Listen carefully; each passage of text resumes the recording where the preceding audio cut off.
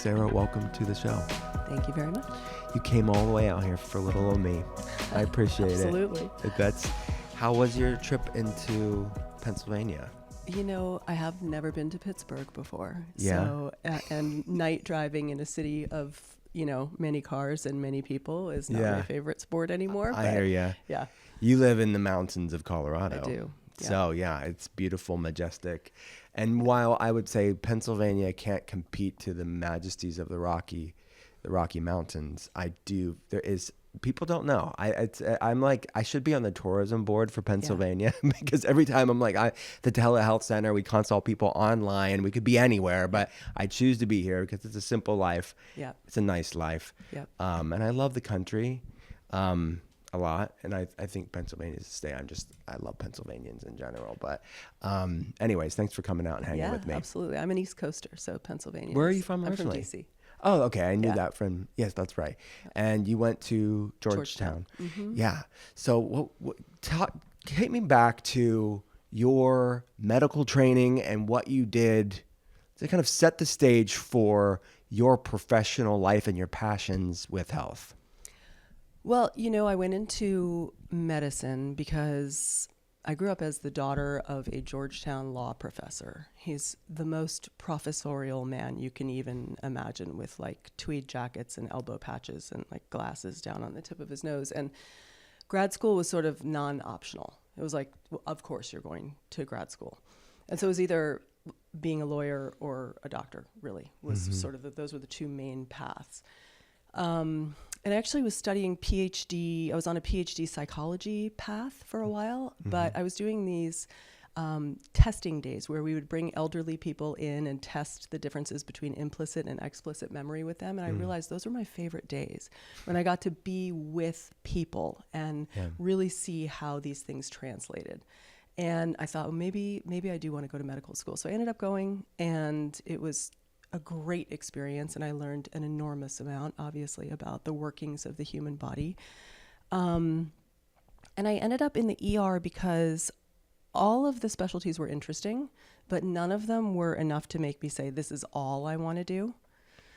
And then I also had this idea that doing shift work would be potentially good for longevity in the field. Meaning, okay, so you work really hard for 12, 15 hours, but then you kind of turn it off and you go home and you can have a life, and you're doing that 12 days a month, and you can, do your sports and have a family and whatever, and find that balance. And I think that's true for a lot of ER docs. Yeah, absolutely. So what were those early days like in the ER? I mean, insane. That world like? Insane. I was in DC. Long hours. So it was like the Knife and Gun Club. Ugh. And I became a mother in my third year of residency. Oh my God.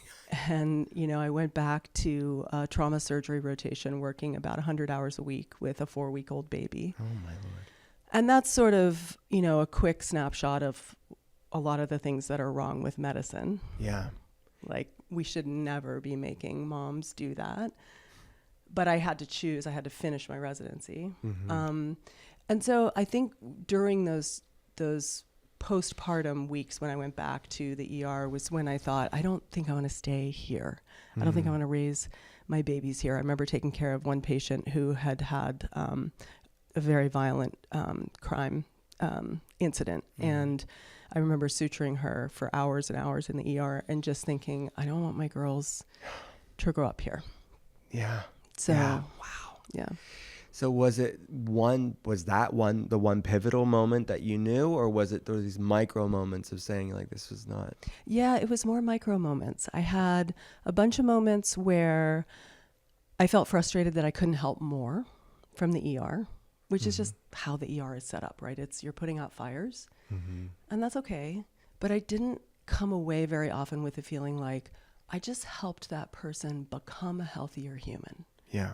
Right. And that was really what I wanted to do, because right. as you know, our health is made or destroyed in our daily habits. And I didn't feel like I could change people's daily habits very well from the ER. Yeah. And then I had a bit of a feeling at times like I was working against people on their own health. And that started to feel frustrating too. I was like, I'm here for you, but we got to be pulling in the same direction. Like, I don't want to work against you on your health. Yeah. How do you feel like you were working against people? They just weren't getting it. You didn't have the bandwidth to get them to where they needed to be? Yeah, or you just would see the same people in the ER over and over and over for the same problems, many of which were sort of self-inflicted. And of course, there are big systemic issues that are woven into that. You know, you have an addiction, you know, that's a big systemic issue, but it's also bringing you to my ER every week. And we have a heart-wrenching conversation every week. We're going to fix this. We're going to get you lined up. And then you're back, you know, or the smokers coming back with bronchitis over and over and over. And I get like it's such a complicated picture to pull apart. Yeah. But there was a piece of it that was making me mad. And I was like, you have to take responsibility for your health. You have to participate. Yeah. And the system, would you say your experience was the system really wasn't set up to be that person for the people that are struggling? I mean, especially in the ER. Yeah. Right. And it was tricky because I'm good at the ER stuff too. Like that, I'm one of those weirdly calm under pressure people. Got it. So you were good at it, but yeah. Right. But yeah. I was like, I'm not really helping them be healthier. Yeah. And so I wanted to, instead of putting out fires, I wanted to figure out a way to ignite fire inside people for taking care of themselves. And I know this is something you've experienced so much with the way the current Western medical system works, but we have a tendency to sort of strip people of their power to be well and tell them they need us as physicians to be well.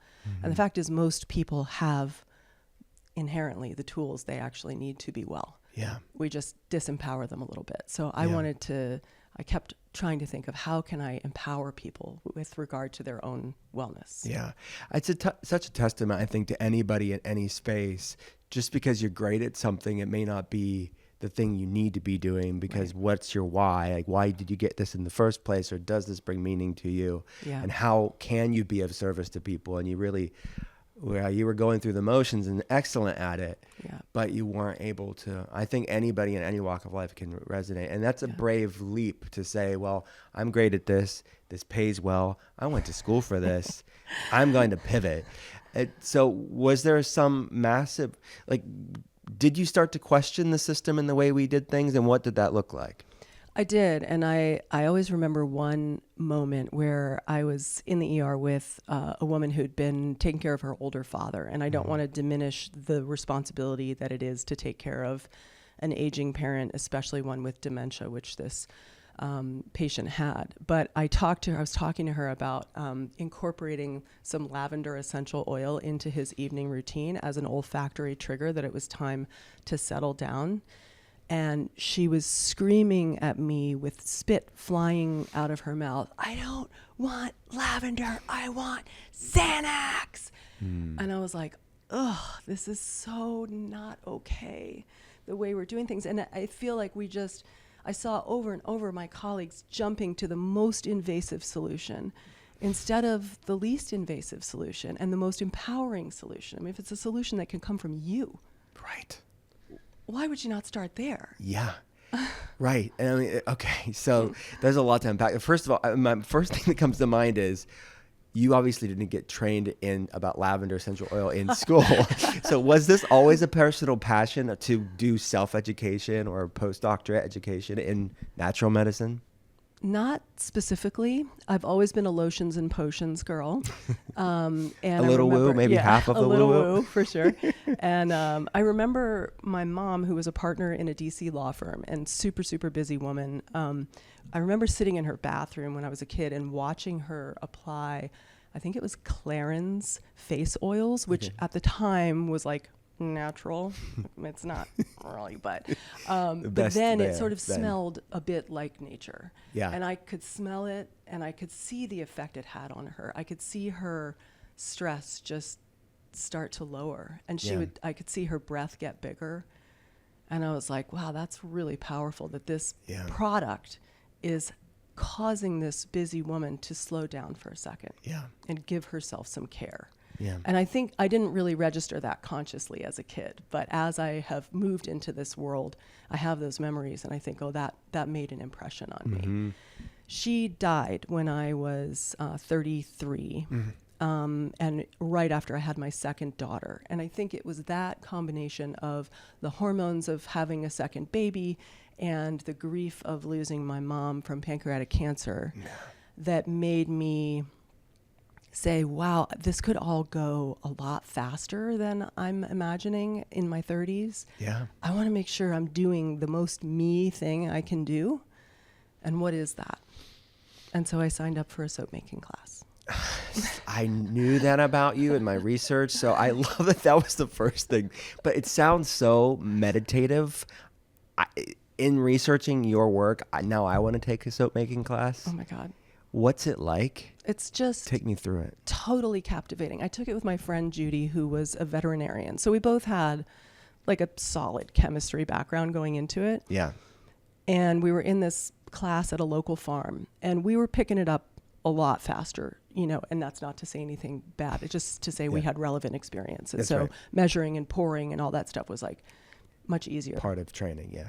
And then just to watch it come together, the chemistry of soap making is so precise. And then there's all this artistry that you get to weave in with various plant powders and essential oils to get the scent and the color you want if you're not, using the crappy stuff like, synthetic colors and fragrance, which I don't. Yeah. It was such a cool blend of like really hard science. Like if you get the chemistry wrong, you end up with what I like to call not soap. Right, which is an unusable glob, and I've made it. Glob, yeah. But if you get the chemistry right and then you get the artistry right, it turns this mundane, routine thing you do every day into this little piece of art. Yeah. So that beautiful duality or bidirectional synergy of science and art, chemistry and artistry. Yeah. The mention that I just need the Xanax. I don't want the freaking lavender.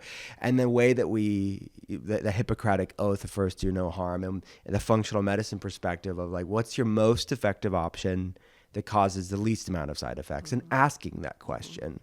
And are there evidence-based, effective ways that don't have potential side effects, that are actually dealing maybe with root cause mechanisms, right? These are things that aren't really asked. So did that moment of lavender, Xanax, break something open to asking more questions? Yeah, I mean, I started to get in trouble with the nurses because I would have like a patient with an ankle sprain, and I would smell cigarettes, and I'd say, "Hey, are you a smoker? Can we talk about that for a second?"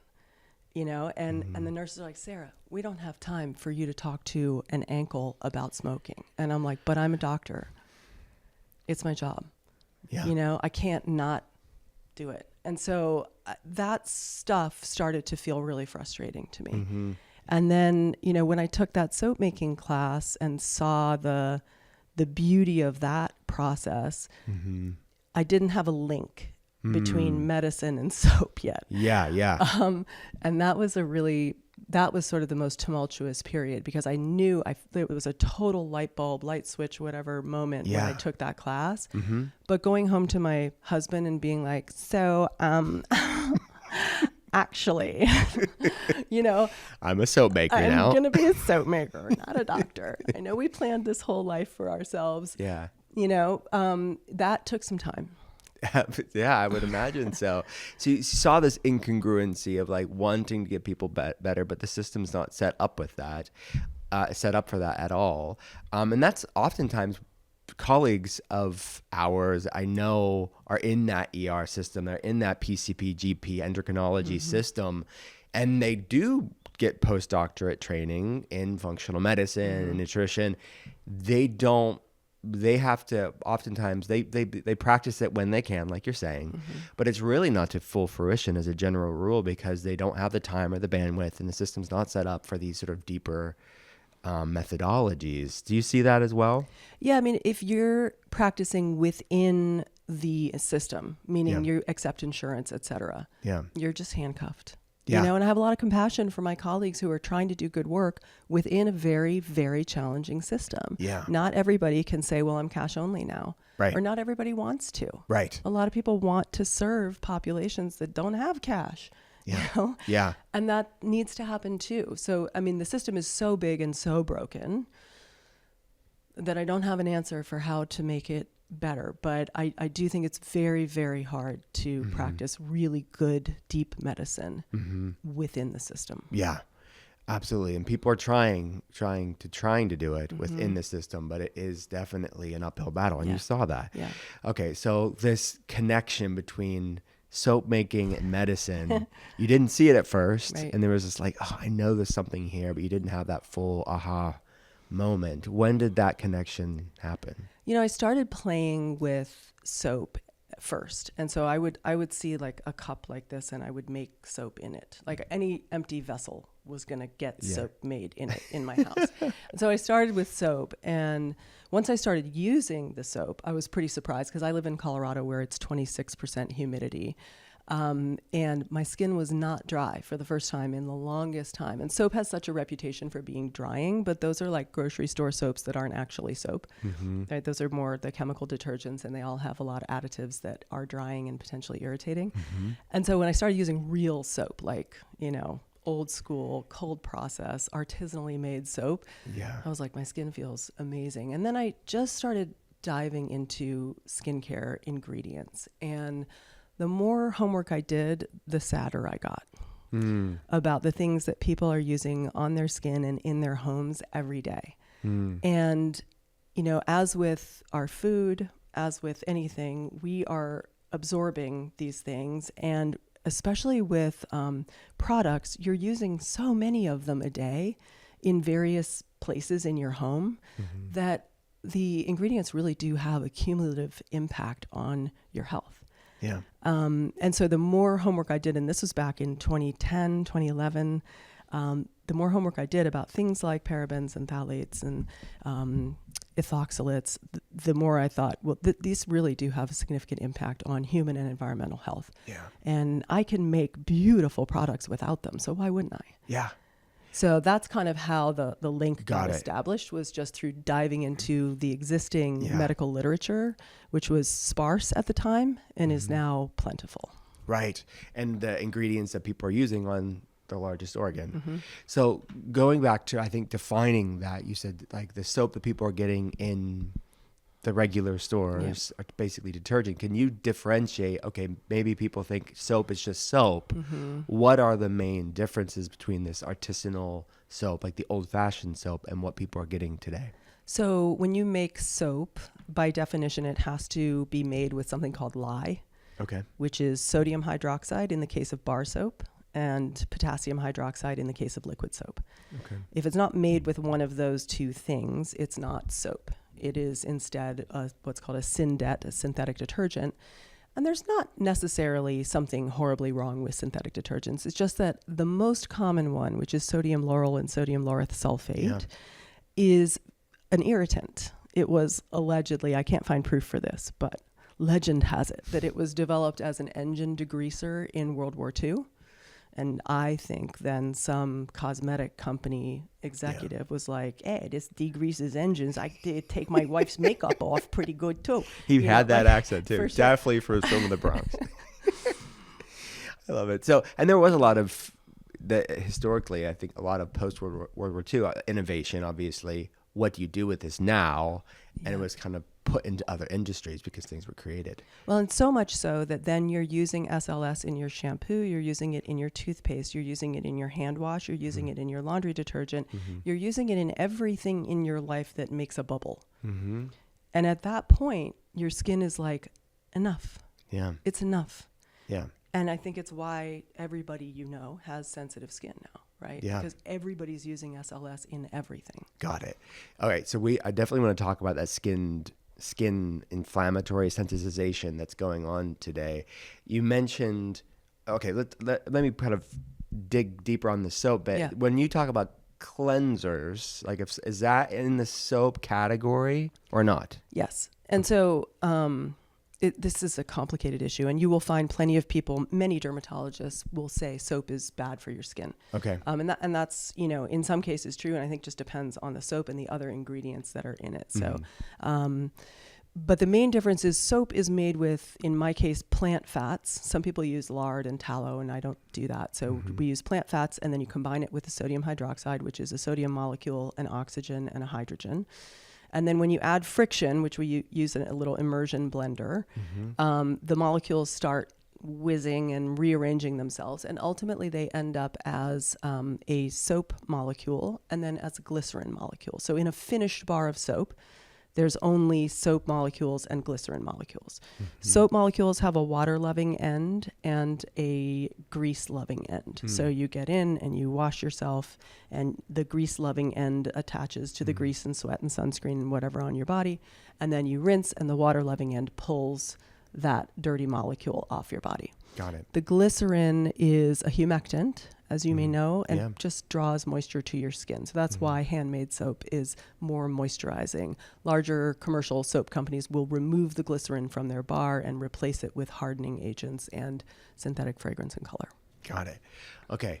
So you mentioned these other ingredients that are in a lot of skincare products. You mentioned phthalates and parabens. For people that don't know what they are and why they should care, what's the story? So it's a little different for each category, but I would say through each one. Yeah, I would say parabens and phthalates are roughly in the same category as endocrine disrupting chemicals, right? And so, and they can disrupt all types of endocrine systems. So people think of endocrine as like, they think of hormones as like estrogen and testosterone. But as you know, it's much more than that. It's like this unbelievably complicated multifactorial thing that just all talks to each other. Right. So, I mean, as I said, back in 2010, 11, there were studies then showing that both parabens and phthalates had endocrine disrupting potential.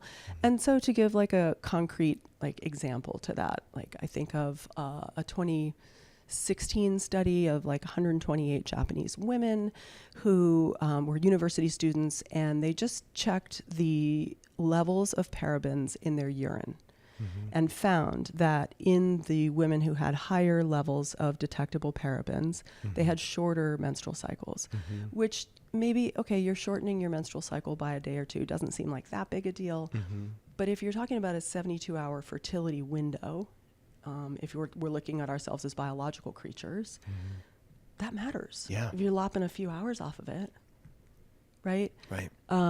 Then, just there's so many areas where these things can, disrupt. I always like to tell men that parabens have a effect on sperm motility, and phthalates have been shown to decrease androgen production. Phthalates are so wicked disruptive and shown to be a problem for children with ADHD, behavioral disorders, that type of thing, similar to your Fruit Loop. Crusade against artificial dyes. Yes, totally. Yeah. And so, just the number of tentacles that those two ingredients have into our different hormone systems. And I guess for me, so I think this is one thing in our industry that makes me bananas, is all these people where there's okay, we're saying that phthalates and parabens are bad for you, right? And then the conventional maybe docs or chemists will come back and they'll say, there's no study to prove it. And I think that it's just really important to remember that a lack of proof is not proof that it's not true, right? And so you don't have a randomized controlled trial to prove that these things decrease birth weight, because first of all, that would be an unethical trial to run in the first place. Second of all, you're not going to find anyone to fund it because the people who would fund it are using those ingredients. And so because there's no RCT doesn't mean you can't look at all of the smaller studies and say, this ingredient is sus. I don't want to use it. Right? Yes. I say that because we have teenagers. Yes. Sus is a word that gets thrown 100%. around a lot. We have the cred to say that. We have we're parents of teenagers. Absolutely. Damn it. Absolutely. So it is definitely sus. We don't have RCTs, but there's never going to be RCTs in the foreseeable future on these things. And when you look at many of these sus ingredients, they are regulated sometimes banned in other circumstances in other countries. So can you talk about that too? Like why certain things are allowed in the States versus not internationally? Honestly, no. Right? Yeah. It's why you were standing at Kellogg yesterday. Yeah. Yeah. Because like we're not making enough noise about it. I don't know. We're so far behind the EU on this stuff. And it's, I don't know why it's not a bigger priority. I mean, it's shocking to me that, girls are getting their periods when they're 9. There's no biological reason for that. It's in what we're eating and drinking and using on our bodies. Yeah. And it's a cumulative effect, right? It's not Absolutely. just one thing. It's And like that's the thing bucket about theory. the personal care stuff. I mean, I don't know what the stats are. I am the most low maintenance person when it comes to skin and products. But a lot of women are using, 50 products a day, Yeah. And then your laundry detergent, you're sleeping on those sheets, you're wearing the clothes, your hair, if you have big hair like I do, is all around your face all the time. Like everything is kind of interacting. Yeah. And it took, 10 minutes in the rental car last night with their like awful Febreze, whatever it was, to make me feel sick. I know it. You And know? whenever I'm in an Uber and I'm traveling for Me work, too. it's like, I'm like, how that should be, you don't know who's getting in the car. It makes me nauseous. It's Migraine, crabby, Yeah. instant. And we're aware of that but most people are just inundated with that day in, day out, and they feel miserable and they don't know why it is because it is cumulative and it's not just one thing. Right. But when you're not constantly exposed to the drama, Right. to the human physiology, Yeah. you notice the drama to the human physiology when you come in contact with it. Absolutely. Yeah. So what is having education and empowering yourself and knowing this sort of massive world of skincare? What was the leap to, this is how I want to help people?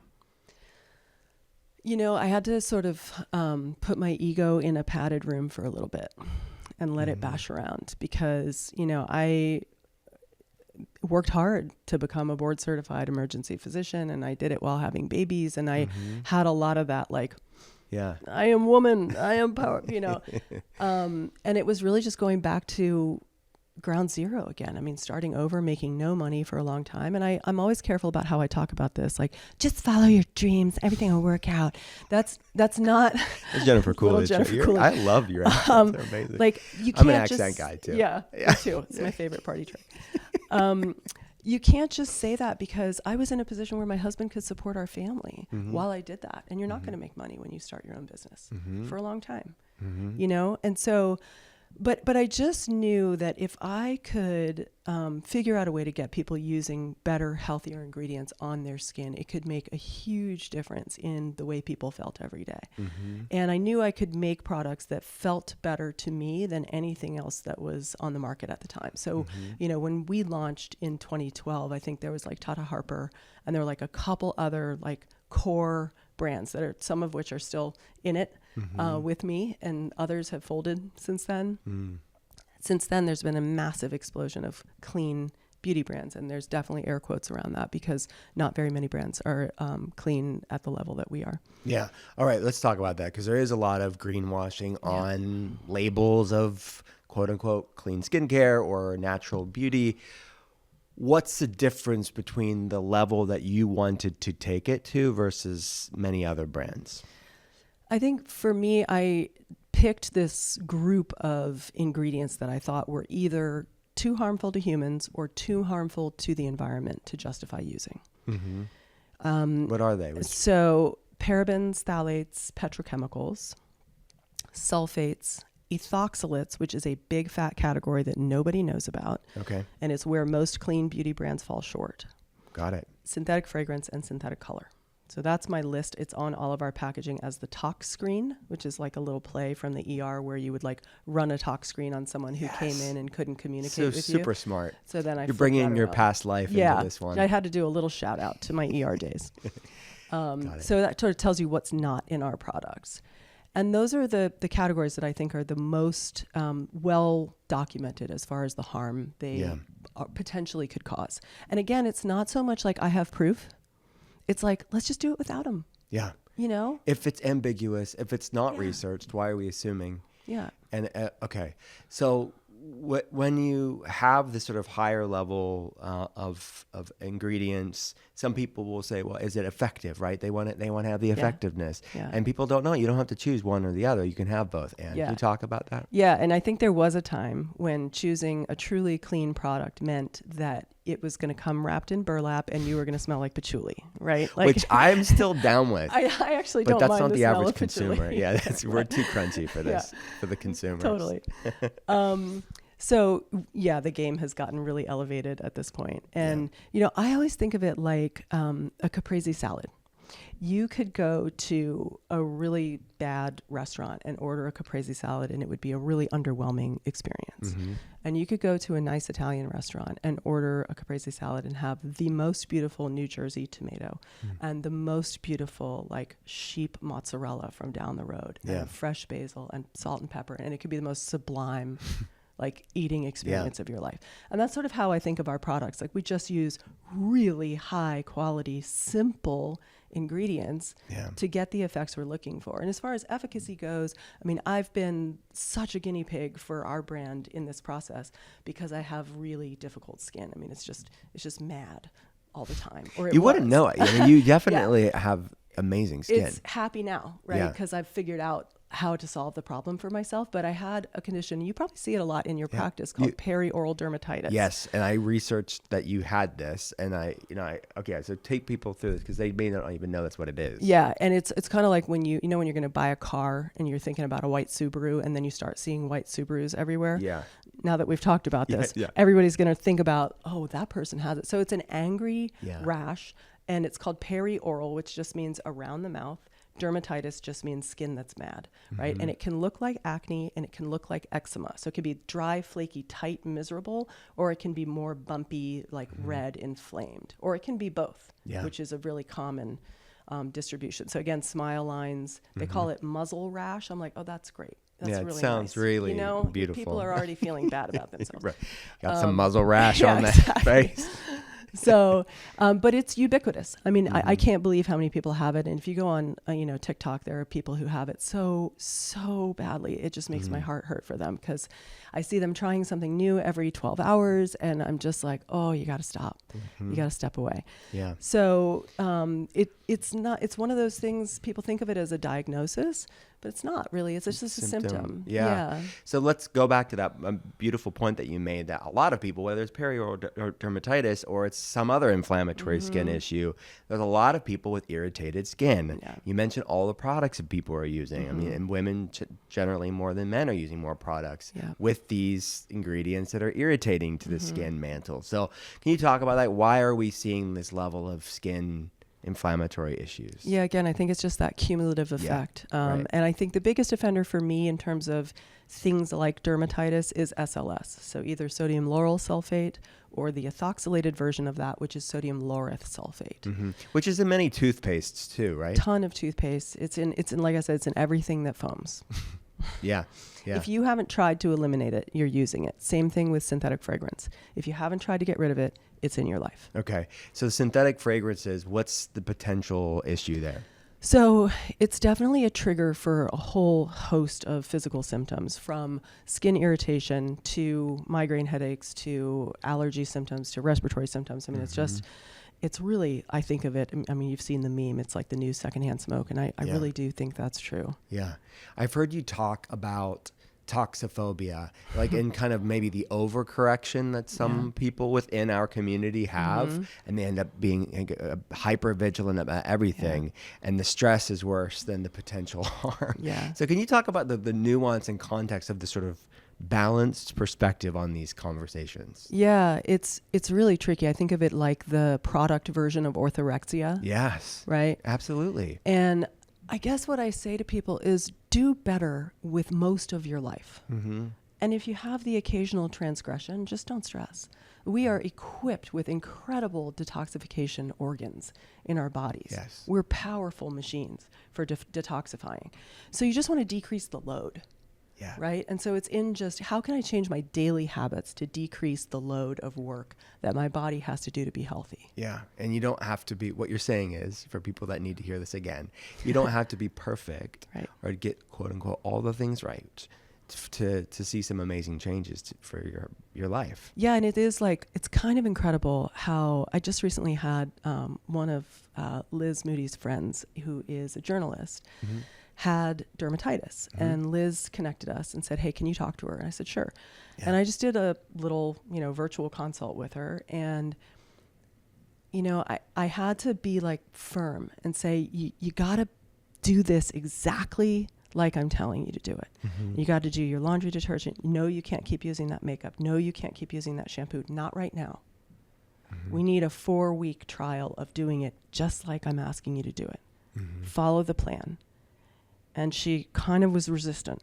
And she made the changes, and 4 weeks later, she texted me and she's like, oh my God. And I said, I know. I mean, it works. It really works. But you can't, when your body's in distress, you do have to listen. So I think that's like part of the finding the balance, right? Mm-hmm. Like if your body's in distress, you really should pay attention and try to eliminate the things that you think are adding to the stress. Mm-hmm. But if you're back being healthy and you have a transgression and you eat French fry and you use a toxic mascara, okay, Mm-hmm. fine. Yeah. You're going to be fine. Yeah. Yeah. The body's amazingly resilient. And quote unquote natural ingredients too. I mean, you talk about this, I've read, is that just because it's natural doesn't mean like the science and art matters there. Like the dose matters of these things that can be just as irritating, right? I mean, as you know, right? Yeah. Foxglove. Yeah. Go out and eat a bunch of it and Yeah. watch your heart stop. I mean, it's like, Don't do that. yeah, don't do that. Yeah. But it's, it's just, And even it's- essential oils, right? Can be essential oils are irritating. the perfect People are like example. lathering in essential oils. What's the problem with just no awareness of the potency of some of these natural things? I mean, it just as you have to have awareness about any medicine. Yes. Right? And essential oils are medicine. There was an article in the New York Times, I don't know, maybe it was 4 or 5 years ago. It was something like, are essential oils in your skincare ruining your skin? Mm-hmm. And I'm reading through and I'm seeing the essential oils that, people are like, I used this face mask from this brand and it had peppermint essential oil. And I'm like, why would you use peppermint essential oil in a facial product? It's an inappropriate use of that essential oil. Mm-hmm. And then they listed a few others, and the use case was incorrect. Mm. And so you just have to know, and Yeah. then you need to use it at a very, very low dosage.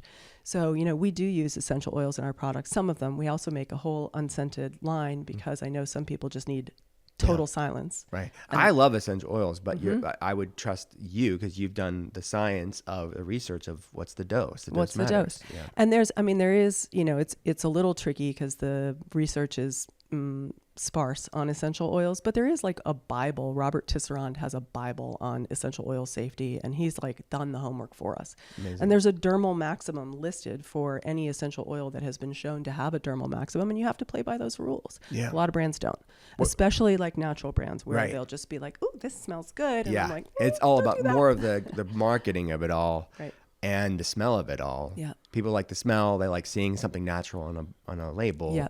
But it's not actually this dermal dose that you mentioned. Yeah. What's the dose that's good for your skin? Yeah. What are some of your favorite essential oils within skincare? I mean, lavender is probably still my absolute favorite. good. It's so good. Yeah. And it's one of very few oils that can be used pure on your skin. Now, I wouldn't suggest putting it on your face, but if an example would be if you burned yourself in the kitchen, a few drops of lavender essential oil will instantly quiet inflammation and pain. And it has actually, of the essential oils, probably the most medical research behind it. And so it's definitely been shown to be effective in helping manage insomnia and anxiety, etc. So I love lavender, and we use it in like our night body oil has a blend of lavender, chamomile, and cedarwood to help ease you into sleep. I think Cedarwood. that's in your package. Okay, somewhere. Yeah. amazing. Cedarwood is underrated in my mind. Oh, it's incredible. Yeah, it's so good. Why do you It's like cedarwood? incredible. So there's Virginia cedarwood, which is the one that smells like a number 2 pencil that you just sharpened. And that's probably why I like it, because it just reminds me of the smell of a freshly sharpened pencil.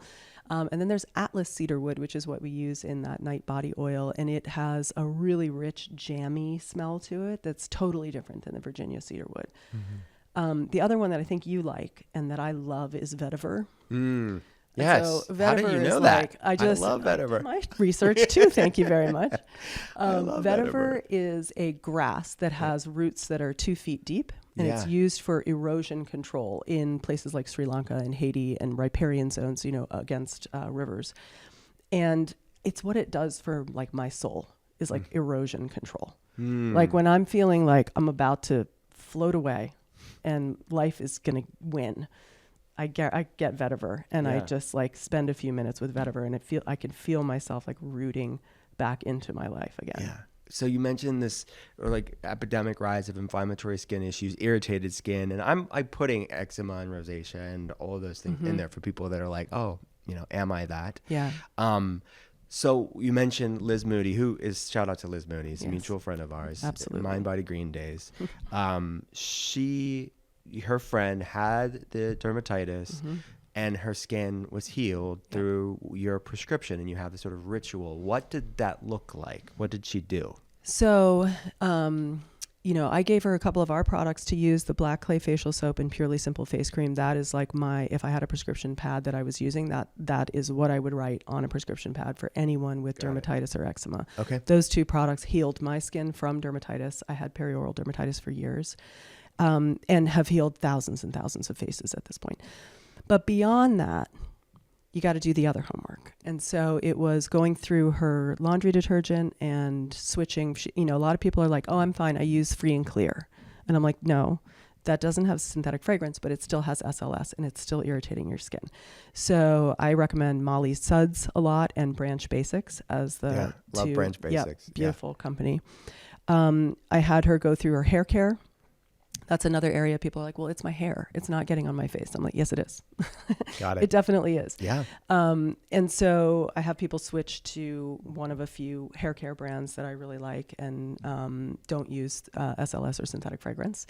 And then toothpaste is another big trigger for dermatitis. And you think about where that is, and it's definitely getting around your mouth. Yeah. So I have people switch to a clean toothpaste brand that does not have fluoride or SLS. And then I'm trying to think if there are any others. Sometimes I have people reduce their coffee consumption and cinnamon consumption for a few weeks just to kind of chill out a little I'd love to unpack some of that. So do you have any hair care products that you like that? So I recommend Josh Rosebrook and Inner Sense and another brand called Evolve with an H at the end. Got it. Any toothpaste brand that you like? Toothpaste, I think as far as like a mainstream grocery store brand, Jason C Fresh does a pretty good job. And then I use the Cocoa Floss toothpaste a lot too. I love the Cocoa Floss for sure. Which people... Oh, dental floss? Yeah, can you talk about that? Category. I have never talked about it on the pod. Well, maybe one on the PFAS episode. But it's so interesting, right? Because you just would never think to like look at it's like looking at the ingredients of your hairbrush or something. Like, right. Yes. But it's going in your mouth and having contact with your dental mucosa and sometimes with your blood, because there's a little bit of bleeding that can happen if you're not flossing enough. Right. So it is important to have it. Like the Easy Glide ones are horrible, right? Yeah. I mean, they have forever chemicals. Tons of coatings and then some of them, I don't know, I saw a dental floss that had SLS in it. And I was like, wait, how and why are you putting that in your dental floss? Yeah. Okay. Wow. Okay. So that's the ritual. Can you go back to the products that you recommended? You mentioned the clay mask. Yeah. So what's in that? It's the black clay facial soap is made with Dead Sea mud, and Dead Sea mud has one of the highest mineral contents of any mud on planet Earth, and is especially high in sulfur, which, as you know, is the base for an entire class of antibiotics, sulfur drugs. It's a hugely anti-inflammatory ingredient. Yeah. So I think the sulfur component of the Dead Sea mud is maybe where the magic is. But again, I don't have the clinical trial to show you exactly where the magic is in this bar. But I would assume the body loves sulfur, right? In these forms. Right. From the outside in and the inside out when you think of MSM and sulforaphane and all these other compounds. Yeah, and it doesn't smell like sulfur, just to be clear. Like this is not a soap that smells like eggs. You wouldn't know it. Yeah. Yeah, you wouldn't know it has sulfur. But Right. It's actually a really beautiful smell. It has a combination of cedar wood and a little bit of lemon essential oil. And it also has some balsam of Peru essential oil, which is a really interesting one because if you look in common dermal irritants, balsam of Peru is like one of the number one allergens. But this is the essential oil made from balsam of Peru. And so the balsam of Peru is more like if you pulled the sap directly from the tree, and then you can make an essential oil from that by distilling that sap. And they're very different products. And so I find that the balsam of Peru essential oil almost has a little bit of that poison is medicine effect Like on hermetic. certain flaky skin conditions. Makes sense. Yeah. Makes the body more resilient. Yeah. With these micro doses of it all. Yeah. Yeah. And what was the second product? The other is the Purely Simple face cream, which was sort of my answer. I was talking to a friend of mine from medical school, and she's like spooning organic baby food into her baby's mouth. And then I look over and I see this giant container of like store-bought sensitive skin lotion. I don't name names, but you know, a lot of people know what I'm talking about. You know who you are. Yeah.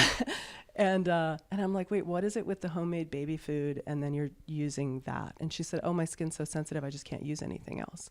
And I was like, we are going to make this happen. Like, let's do it. So cool. So I made this as sort of like a replacement for the common face creams that dermatologists are frequently recommending, which, by the way, like that's a whole topic about taking, like you see the people on TikTok who are like board certified dermatologists here are the 5 products I recommend. Stitch and I'm incoming. Like, don't do it. Don't do whatever product they're recommending because they've been getting free samples from that company for 20 years and they don't know any better. You know, and they don't have any motivation to change that recommendation. So I think that's tricky. Like I'm going to a dermatologist for my skin cancer, but I'm not going to them for my product recommendations. Thanks for pointing that out. Yeah.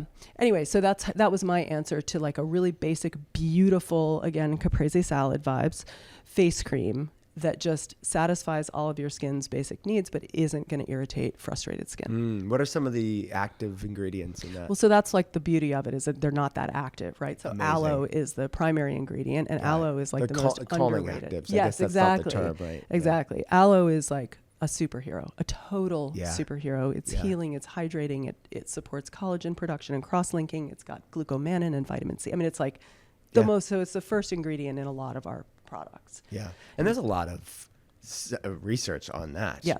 On aloe, right? Yeah. I mean, there's a medium amount of research on aloe. Yeah. It's very soothing, though, to irritated skin. So that's probably the main ingredient in that. And then just some really lovely oils, like a little bit of sweet almond oil and kukui and some vitamin E, just to kind of help keep your skin barrier in healing mode. Got it. So is it just those 2 products? Are you recommending anything? Like, what is the full ritual? Those are what you would start with. That's with what I these start inflammatory with. issues. But like the everyday maintenance routine, what should it look like? So it sort of depends a little bit on which skin condition we're talking about. But if we're talking about dermatitis, then I would add we have a toner called the Purely Calm Gel Toner, which is an aloe-based gel that just provides that extra layer of hydration. And sometimes these flaky skin conditions like dermatitis, you just need, they want water. And what people are doing is they're slathering like tallow on their faces. And I'm like, please stop. Please stop. Because the heavy oil-based stuff makes those flaky conditions so much worse. Got it. So they want water.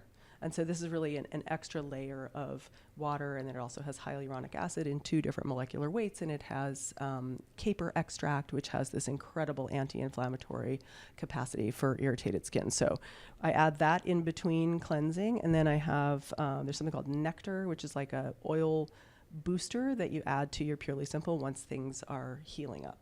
So just to kind of, again, make that skin barrier function even stronger. So you don't start with the oil, you add in later. Can you talk, because that's so unique. Yeah, I again, with the dermatitis type conditions, I really want to focus on water-based ingredients. And so there's the soap, and then there's the gel toner, which has no oil in it. And then the face cream, the Purely Simple face cream, has a lower percentage of oil than most face creams. And it's because, really selfishly, because I was trying to heal my own dermatitis, and that was the mix that worked best for me. as my skin got stronger and healthier, then I found, okay, well now, and I'm 51 now, but in my 40s in Colorado, I started feeling like my skin's not holding moisture quite as well as I want it to anymore. And my dermatitis is totally under control because I've made all these lifestyle changes and developed these products.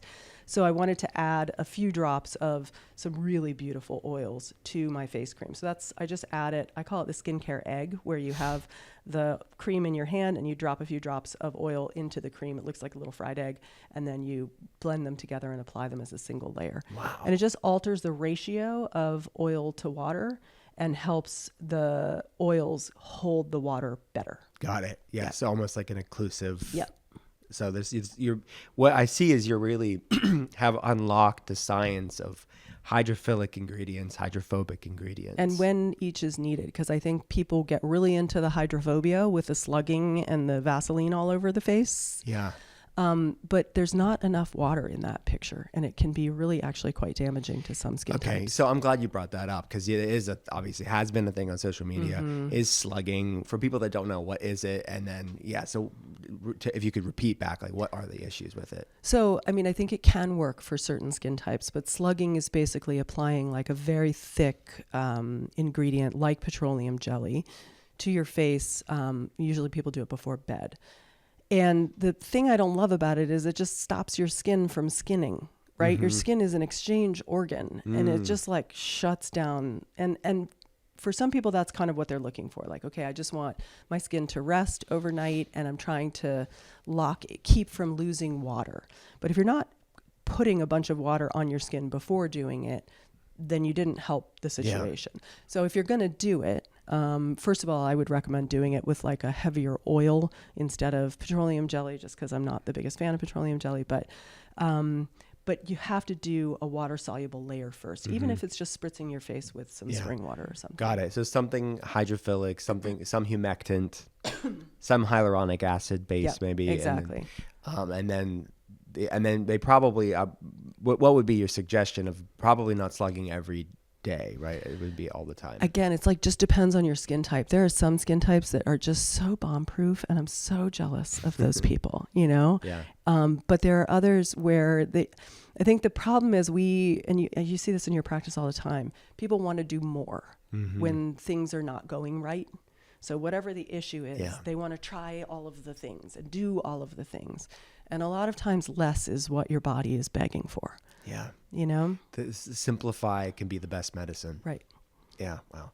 This conversation's been a blessing. Thank you so much. So, the podcast is called The Art of Being Well. At the end of every episode, we have your Art of Being Well. First question is, I'm interested to get your answer on this. What's the worst tasting healthy food that you eat? It tastes disgusting, but you still have it because of some science behind it, some health benefit.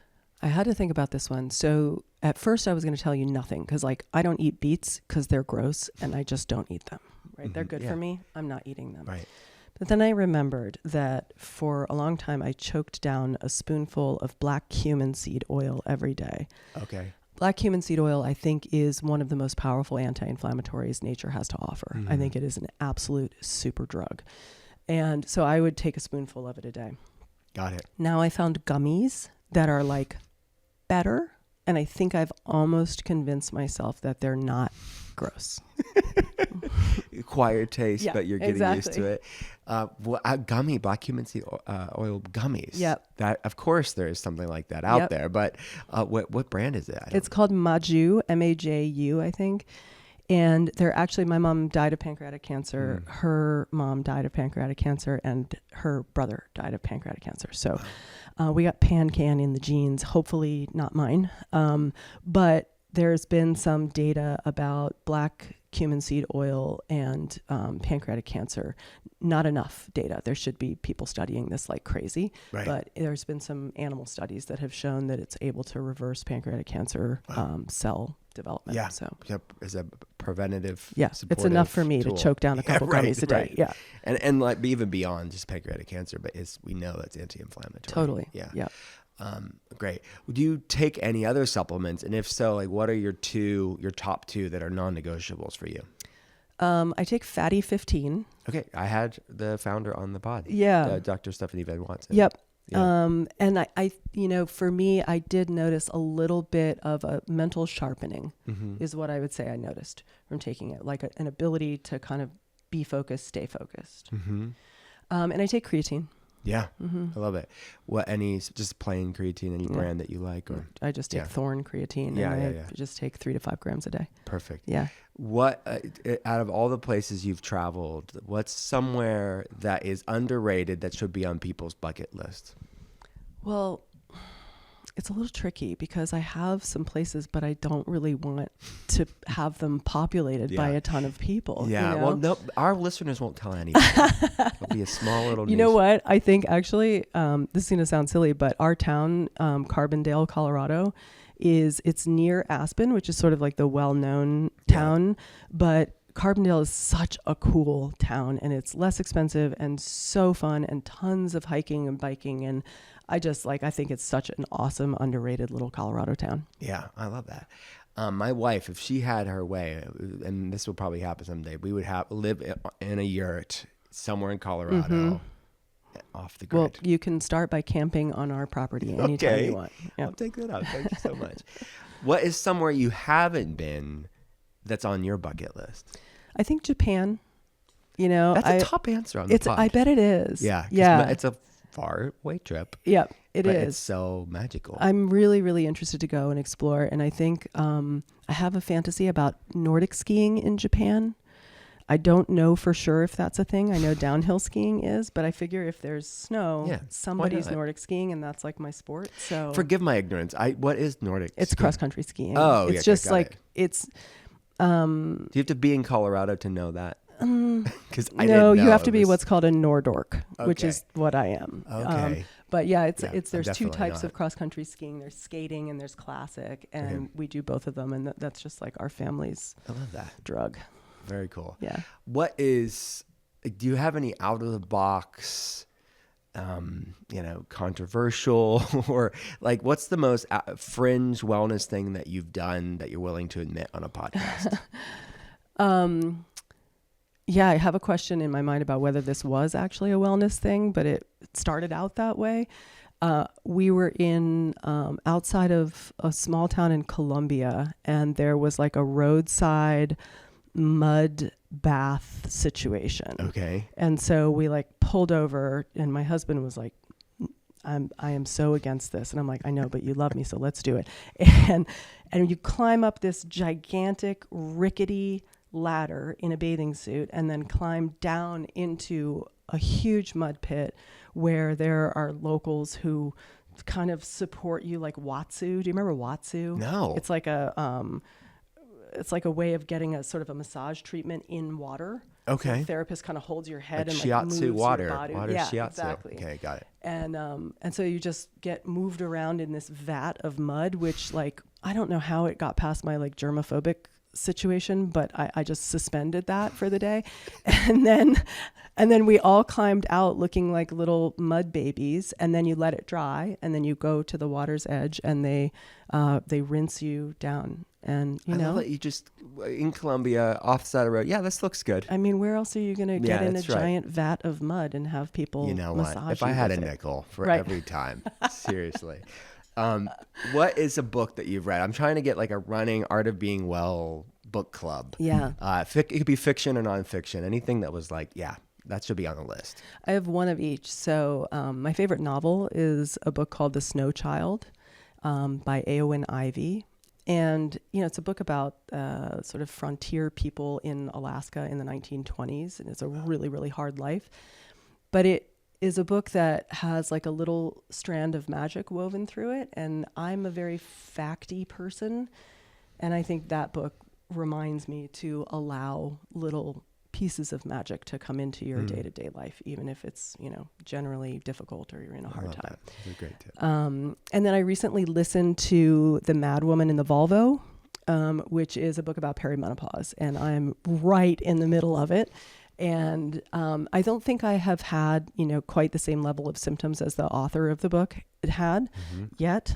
But it just was very like normalizing she's really funny and is a good reader of the book. And it just, I don't know, really makes you feel okay about the weird mood swings or whatever the symptom is of the day.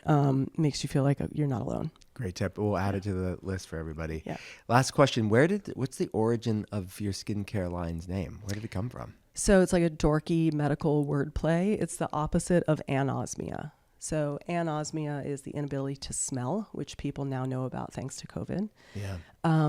And when you have a certain type of brain tumor, you can get parosmia, where you smell like diesel fuel that isn't there.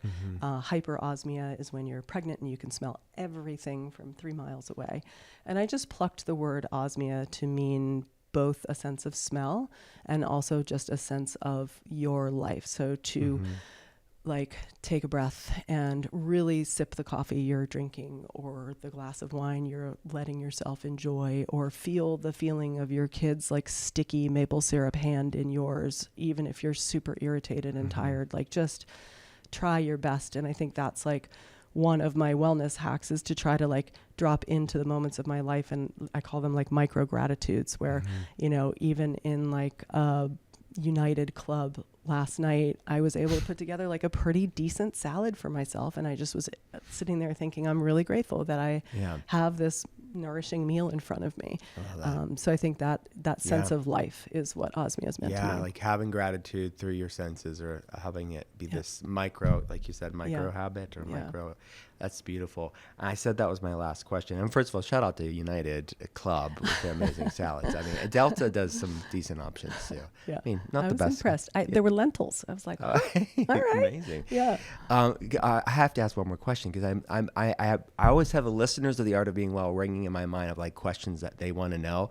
And you mentioned going off of cinnamon, and then I'm going to get lots of messages saying, why did she say no cinnamon? Before we go, what's the deal with cinnamon? So both cinnamon and coffee can be irritating to conditions like eczema and perioral dermatitis. And so usually I find that people can go off of it for 4 to 6 weeks and then introduce it back slowly. So I have cinnamon in my coffee all the time. Got it. And it's not a permanent thing, but I wouldn't use like cinnamon flavored toothpaste if you're trying to deal with perioral dermatitis. I would and not cinnamon gum, that kind of stuff. They just get it. That heat can just be irritating. Got it. Now everyone can relax now. Yes, you will have cinnamon again.